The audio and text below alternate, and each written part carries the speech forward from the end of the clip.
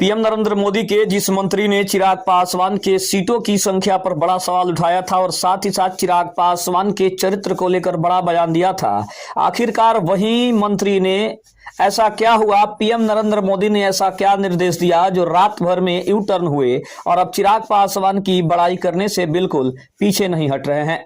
नमस्कार, मैं हूं संजीव और आप देख रहे हैं आप तक न्यूज। अगर आप हमारे चैनल पर नए हैं तो चैनल को जरूर सब्सक्राइब कर लें। बता दें कि मोदी के मंत्री का प्यार चिराग पासवान के लिए उमड़ चुका है और इसके अंदर की सबसे बड़ी बात अब सामने आ रही है कि आखिर ये प्यार क्यों उमड़ा है। दलित राजनीति को लेकर वर्तमान गठबंधन की राजनीति में एनडीए को बढ़त तो मिल रही है। यही वजह भी है कि एनडीए के दलित आधार वाले साथी दल थोड़े खुले खुले रहकर विचार भी प्रकट कर रहे थे और अपनी ताकत के इजहार के जरिए सीट शेयरिंग को मुद्दा भी बना रहे थे। कई बार तो ऐसा भी हुआ कि साथी दल लोजपा रामविलास अपने ही सरकार की खिंचाई करके विद्रोह वाला चेहरा दिखा रही थी, लेकिन कभी कभी तो दलित आधार वाले साथी दल एक दूसरे के विरुद्ध भी खड़े हो जा रहे थे। पर चुनाव के नजदीक आते आते लोजपा रामविलास और हिंदुस्तानी अवाम मोर्चा सेक्युलर ने यू टर्न लिया और फिर कसीदे ही पढ़ने जाने लगे। एनडीए के दलित आधार वाले साथी दलों के बदलाव की कहानी उन्हीं की जुबानी सुनते हैं कि आखिर उन्होंने इसके बारे में क्या कहा। लोजपा का उखड़ा उखड़ा सा चेहरा अगर दिखाई दे रहा है तो चुनाव के प्रारंभ में केंद्रीय मंत्री चिराग पासवान ने न केवल खुद के चुनाव लड़ने की घोषणा की बल्कि 243 सीटों पर लोजपा रामविलास के लड़ने की बड़ी बात कहकर सबको चौंका दिया। फिर तो इसके बाद तो नालंदा, खगड़िया और शाहाबाद तक से आवाजें उठने लगी कि चिराग पासवान यहां से चुनाव लड़ें। तब राजनीतिक गलियारों में लोजपा रामविलास की इस घोषणा को गंभीरता से लिया गया। इसके कारण भी थे कि वह इसलिए कि केंद्रीय मंत्री चिराग पासवान आरा के बाबू वीर कुंवर सिंह स्टेडियम रमना मैदान से बिहार फर्स्ट बिहारी फर्स्ट के मूल मंत्र का संदेश दे चुके थे।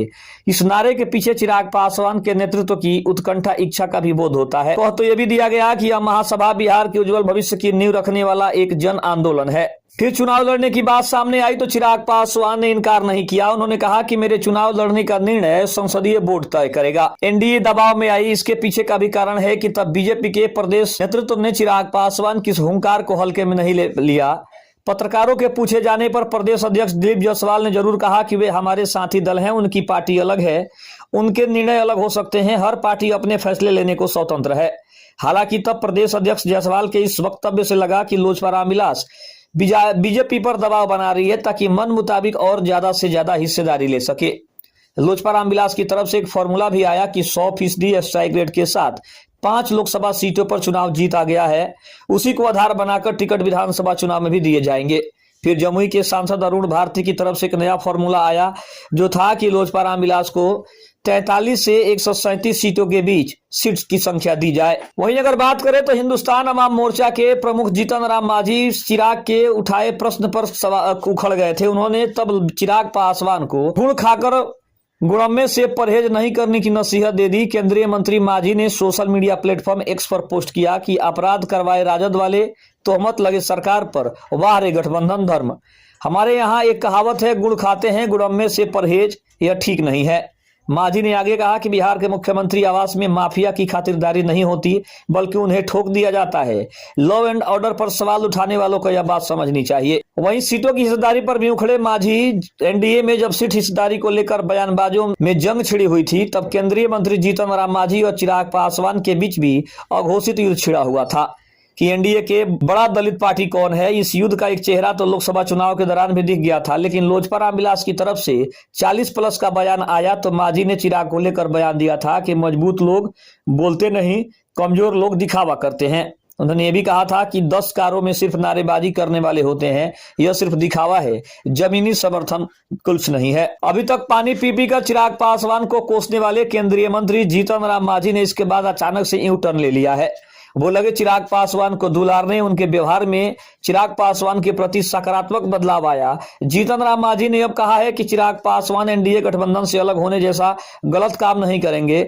एनडीए गठबंधन में उनको पूरी इज्जत देगा। चिराग पासवान को जीतने की गारंटी वाली सीटें देकर उन्हें संतुष्ट कर दिया जाएगा। अब जीतन राम मांझी को चिराग पासवान की जरूरत क्यों लगी, इसको भी समझने की कोशिश करते हैं। आखिर जीतन राम मांझी क्यों अचानक से चिराग पासवान के प्रति विश्वास जगाने लगे। अगर हिंदुस्तान अवाम मोर्चा के सूत्रों की माने तो इमामगंज सहित अन्य विधानसभा में पासवान वोटरों की संख्या ज्यादा है।